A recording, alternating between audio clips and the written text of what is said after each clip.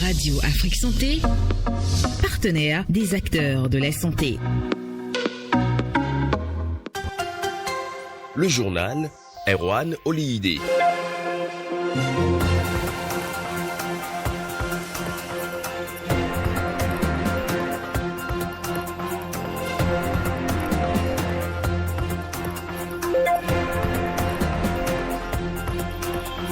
Merci de rester avec nous à l'écoute de Radio Afrique Santé. Bonjour à toutes et à tous. À la une de l'actualité de ce mardi 22 août 2023, au Bénin, les activités de la semaine du médecin ont démarré depuis hier dans les 12 départements. Dans le littoral, le lancement de cette semaine a eu lieu au CNHU-HKM de Cotonou. Les médecins et les citoyens du département sont invités à une campagne de don de sang. Au niveau du département de l'Atlantique, les activités entrant dans le cadre de la semaine du médecin ont également démarré hier lundi par des émissions radiophoniques. Un renforcement des capacités de prévention et de réponse aux urgences sanitaires des pays de la CEDEAO. Plusieurs experts santé de la sous-région à Ouidah. C'est dans le cadre de la deuxième session du cours régional sur le concept One Health.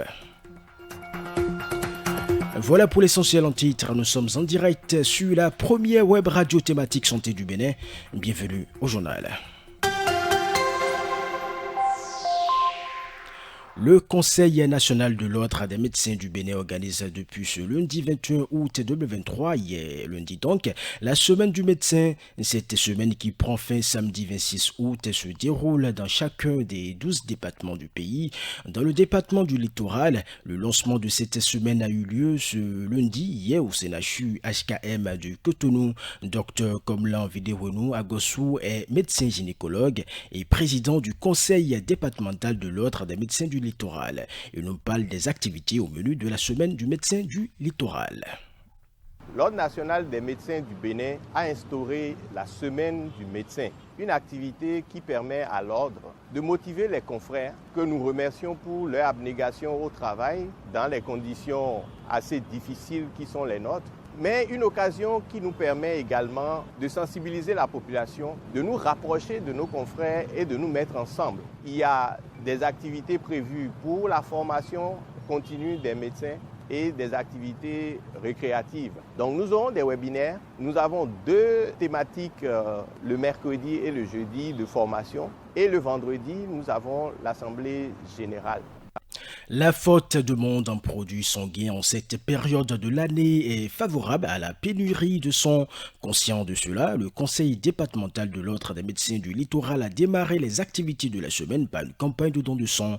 Précision avec Dr Komlan Videwenou Agossou, président du Conseil départemental de l'ordre des médecins du littoral.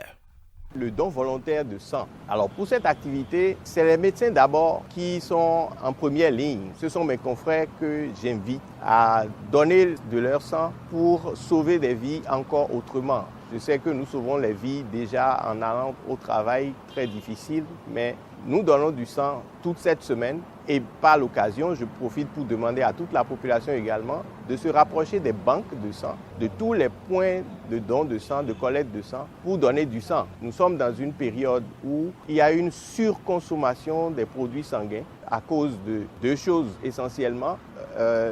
La pluie avec le paludisme qui augmente les anémies chez les enfants et le pic d'accouchement qui donne les complications hémorragiques de l'accouchement, ce qui fait qu'au niveau des maternités également, il y a une consommation élevée. À sa suite, le chef service transfusion sanguine littoral invite les médecins et les citoyens du département à activement participer à cette collecte de dons de sang. Dr Edgar Doutou Padonou. Le don de sang, c'est une activité très importante étant donné que nous sommes dans une période de forte pénurie. C'est pourquoi je voudrais vraiment lancer un appel à tous les médecins, à tous leurs collaborateurs et collaboratrices, à toute la population du littoral pour qu'ils puissent venir au niveau du CNHU, au poste suisse ici, faire don de leur sang ou bien aller au niveau de l'OMEL. Il y a un poste suisse de prélèvement là aussi ils peuvent donner leur sang. Il est important que nous sachions que pendant cette période, nous recevons plus de 200 demandes de produits sanguins par jour. Je dis bien 200 demandes de produits sanguins par jour. Alors, nous avons besoin de vous pour pouvoir satisfaire toutes ces demandes. Et le Conseil départemental de l'Ordre des médecins de l'Atlantique n'est pas resté en marge de cette célébration des médecins. De leur côté, les activités entrant dans le cadre de la semaine du médecin ont également démarré lundi par des émissions radiophoniques. À cet effet, Radio Afrique Santé a reçu dans l'émission en thème facile Dr Aïchatou Chabi Moro, médecin pédiatre, pour parler de la trisomie 21. Voici sa clarification conceptuelle sur la trisomie 21. La trisomie 21, c'est une anomalie génétique chromosomique due à un nombre surnuméraire de chromosomes 21. En disant que chaque être humain a 23 paires de chromosomes numérotés de 1 à 22 et les 2 chromosomes sexuels. La trisomie 21 est l'anomalie génétique où on retrouve, au lieu de 2 paires de chromosomes à la position 21, on a 3 paires. Donc il y a une erreur, il y a une anomalie qui fait que les chromosomes ne se séparent pas pour rester 2 à 2, mais au niveau de la 21e paire, ils sont 3 au lieu de 2. Donc la trisomie 21 est l'anomalie biologique qu'on retrouve sur le karyotype. C'est vrai qu'aujourd'hui, par abus de langage, on colle le nom trisomie 21 aux enfants porteurs de l'anomalie de trisomie 21. On devait les appeler en termes scientifiques et patient porteur d'un syndrome de Down. Dr Aïchatou Chabi Moro, médecin pédiatre, n'a pas manqué de lancer un appel aux parents des enfants porteurs de la trisomie 21. On l'écoute. Au Bénin, il y a peu d'études qui ont été faites, mais j'ai eu un retour par rapport aux enfants suivis au CNHU par notre maître, le professeur Alao. Environ 100 enfants sont admis à sa consultation par an au CNHU. Cette année, parmi les enfants suivis au CNHU par le professeur Alao, 3 ont eu le CEP. On ne demande pas à naître avec des particularités. Arrêtons de les stigmatiser. Apprenons à les accepter, facilitons leur intégration. Une maman m'a confié même que pour scolariser son enfant, toutes les écoles ont presque refusé de l'accepter. Elle s'est mise en larmes après avoir fait le tour de 4. Ou alors, quand on les accepte, il n'y a pas l'accompagnement qu'il faut. Et les parents sont frustrés.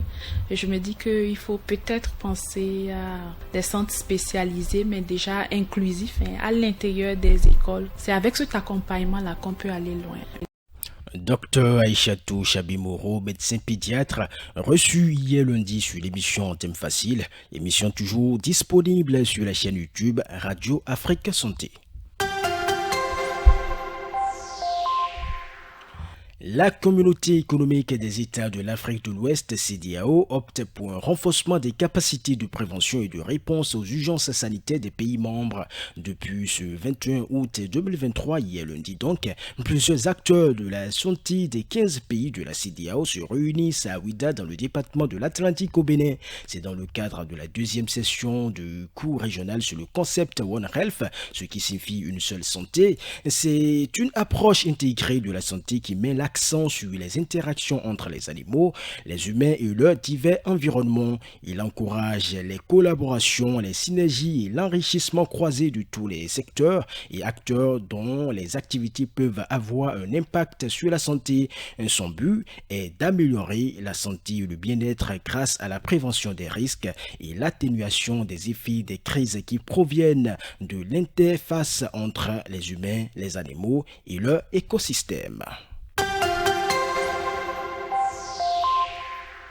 Hors du Bénin, la Grèce en proie à une nouvelle vague d'incendies meurtriers. Bilan ce mardi, les incendies ont déjà fait au moins 2 morts et forcé de nombreux habitants à évacuer. Les conditions très chaudes et sèches qui augmentent le risque d'incendie persisteront en Grèce jusqu'au vendredi selon les services météorologiques. À noter que c'est la deuxième fois en l'espace de mois que la Grèce est confrontée à des vagues de feu. Le 18 juillet, un incendie attisé par des vents violents avait ravagé près de 17 770 hectares en 10 jours. Environ 20 000 personnes, principalement des touristes, avaient dû être évacuées. Et puis en Chine, le chef de l'exécutif de Hong Kong, John Lee, a déclaré ce matin à son gouvernement d'appliquer immédiatement des réductions sur les importations de certains produits alimentaires japonais après l'annonce par Tokyo du rejet en mer de l'eau de la centrale nucléaire accidentée de Fukushima. John Lee a écrit sur sa page Facebook, je cite, « La sécurité alimentaire et la santé publique à Hong Kong sont les priorités essentielles du gouvernement de Hong Kong. » Fin de citation. Info santé de ce mardi 22 août 2023, stop et fin. Présentation Erwan Olide, réalisation Tibus Arrégiano. Merci de votre fidélité et bon mardi à tous.